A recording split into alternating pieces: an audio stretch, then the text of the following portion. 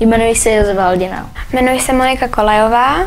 K tanci mě přivedla moje kamarádka ze školky. K tanci mě přivedli rodiče od mé první taneční partnerky. Chodím na základní školu Želechovice nad Dřevnicí, půjdu do 9.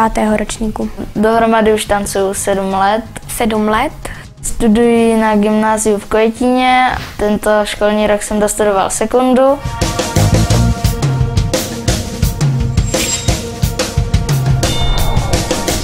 Oblíbený tanec?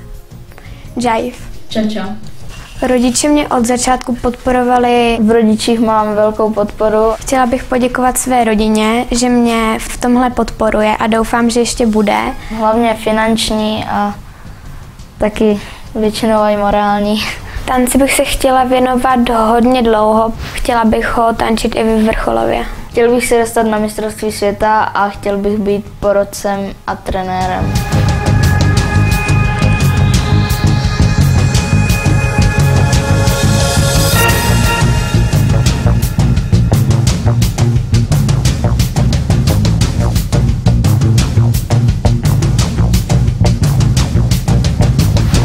A tohle jsme my.